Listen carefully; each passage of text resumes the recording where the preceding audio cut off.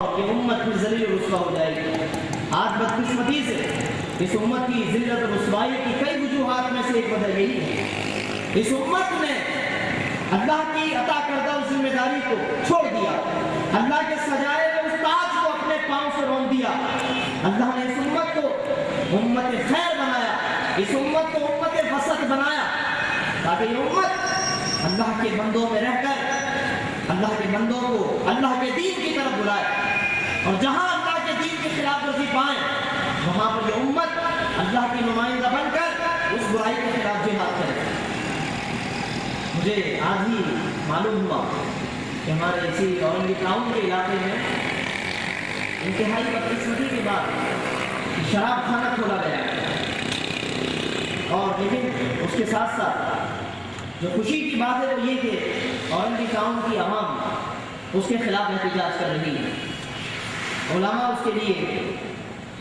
تحریک چلا رہے ہیں، لیکن اس میں مزید جرأت پیدا کرنے کی ضرورت ہے، مزید اس تحریک کو تیز کرنے کی ضرورت ہے، اور ہر اس برائی کے خلاف جہاد کرنے کی ضرورت ہے کہ جو برائیاں اس معاشرے کو گنبد خضرا کی مکین آقا دو جہاں صلی اللہ تعالیٰ علیہ وسلم سے دور کر رہی ہے، ہر اس برائی کے خلاف کلمہ حق بلند کرنے کی ضرورت ہے، ہر اس برائی کے خلاف کہ جس کے خلاف ہمارے بزرگوں نے کلمہ حق بلند کیا۔ آج ہم جس بزرگ کے لیے یہاں جمع ہوئے ہیں، حضرت سرکار کلا رحمۃ اللہ علیہ، ان کی پوری زندگی اسی کلمہ حق سے عبارت ہے۔ انہوں نے دنیا کے چپے چپے میں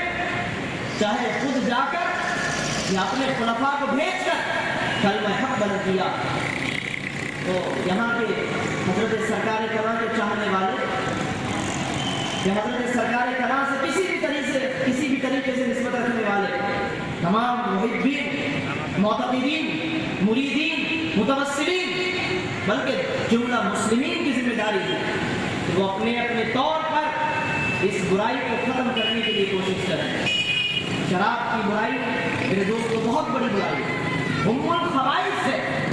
برائیوں کی جڑ ہے کہ اس کے بعد ساری برائیاں پھر پھیل جاتی ہیں، اور جب یہ برائی خدا نخواستہ پھیل گئی، شراب خانہ جو کھولا گیا اگر اس طریقے سے سلسلہ جاری رہا، یہ نوجوان نسل کے پہلے ہی تباہی کے دہانے پر ہے، فحاشی میں اسے جھگڑا ہوا ہے، بے حیائی میں اسے جھگڑا ہوا ہے، بے پردگی میں اسے اپنی طرف مائل کیا ہوا ہے۔ مزید شراب آپ سمجھ سکتے ہیں کہ کیا زہر افشانی کرے گی۔ رہا سہا یہ ایمان کہ جو کسی نہ کسی شکل میں تھوڑا بہت رہ گیا، ایمانی حرارت جو تھوڑی بہت رہ گئی ہے، تو شاید یہ شراب خانے کھول کر اس ایمانی حرارت کو بھی چھیننا چاہتے ہیں۔ میرے دوستو، ضرورت اس بات کی ہے کہ کنتم خیر امت، کہ تم ایک بہترین امت ہو، اس کے علم بردار بن کر اس تاج عزت و کرامت کو اپنے سر پہ سجا کر ہم اس برائی کے خلاف ڈٹ جائیں۔ اپنی تقریر میں علماء اس ذمہ داری کو پورا کر، اور عوام بھی اپنے وقت کی قربانی دے کر اور اپنی جان و مال کی قربانی دے کر اس برائی کے خلاف جد و جہد کریں۔ انشاءاللہ رسول اللہ صلی اللہ علیہ وسلم ایسے مجاہدین کی شفاعت فرمائیں گے۔ رسول اللہ صلی اللہ علیہ وسلم نے ایسے ہی مجاہدین سے شفاعت کا وعدہ فرمایا۔ تو امام راضی فرماتے ہیں کہ اگر اللہ تبارک و تعالیٰ بعض لوگوں کی برکت سے لوگوں کی برائیوں کو دور نہ کرتا تو زمین میں فساد برپا ہو جائے۔ تو فرماتے ہیں کہ بعض لوگوں کی جو برکت ہے اس سے مراد علماء ہیں، ائمہ دین ہیں، اور جن کی برائیاں ہیں اس سے مراد عوام ہیں۔ تو اللہ تعالیٰ مہربانی فرماتا ہے، علماء امت اس امت کو عطا فرماتا ہے، اور علماء اس امت کے لیے اللہ کا بہت بڑا انعام ہے، اور علماء کی قدر کرنا اس امت پر فرض ہے۔ جو امت اپنے علم والوں کی قدر کرتی ہے، جو قوم اپنی علم والوں کی قدر کرتی ہے، وہی قوم زمانے میں عزت سے سرفراز ہوتی ہے، اور جو علم کی قدر کھو دیتی ہے، علم والوں سے دور ہو جاتی ہے، پھر وہ جہالت کے اندھیروں میں بھٹکنا شروع ہو جاتی ہے، اور جہالت کے اندھیروں کی کوئی انتہا نہیں ہے، بلکہ بقول قرآن کے ظلمات بعضها فوق بعض، یہ ایسے اندھیرے ہیں پھر جہالت، اندھیرے در اندھیرے ہیں جن کا کوئی اختتام نہیں ہے۔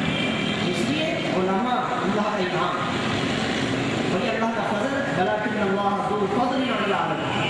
फिर इमाम राज़ी फरमाते हैं तीसरी तफसीर इस आयत करीमा की ये है,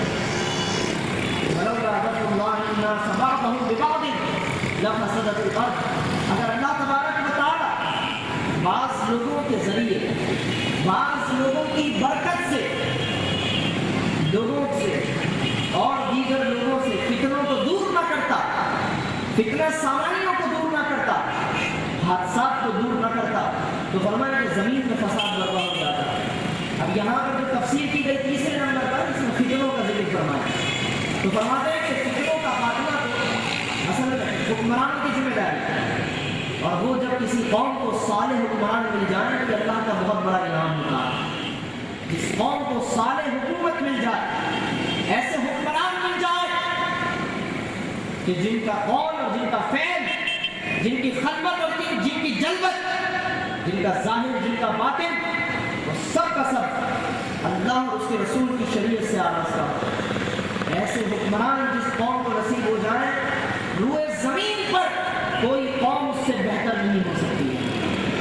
आप सोचिए कि जिस कौम को अल्लाह ने अबू बकर सिद्दीक जैसा हाकिम अता फरमाया, जिस कौम को अल्लाह ने फारूक आज़म जैसा हाकिम अता किया, जिस कौम को अल्लाह ने उस्मान गनी जैसा हाकिम अता किया, जिस कौम को अल्लाह ने मौलाए कायनात अली मुर्तज़ा जैसा हाकिम अता किया, जिस कौम को अल्लाह ने उमर बिन अब्दुल अजीज जैसा हुक्मरान अता किया, उस कौम की मिसाल कौन पेश कर सकता? वो कौम भी बेमिसाल थी, और इसीलिए अल्लाह ने उन्हें हुकूमत भी बेमिसाल अता फरमाई। वो कौम खुद भी बुराइयों से बचने वाली और दूसरों को बचाने वाली, तो अल्लाह ने उन्हें हुक्मरान भी ऐसे अता फरमाया। क्योंकि हदीस में फरमाया कि कमा तकूनु युवल्ला अलैकुम, सुनन बैहक़ी की हदीस, कमा तकूनु युवल्ला अलैकुम, जैसे तुम होगे वैसे हुक्मरान आएंगे, जैसे तुम वैसे हुक्मरान।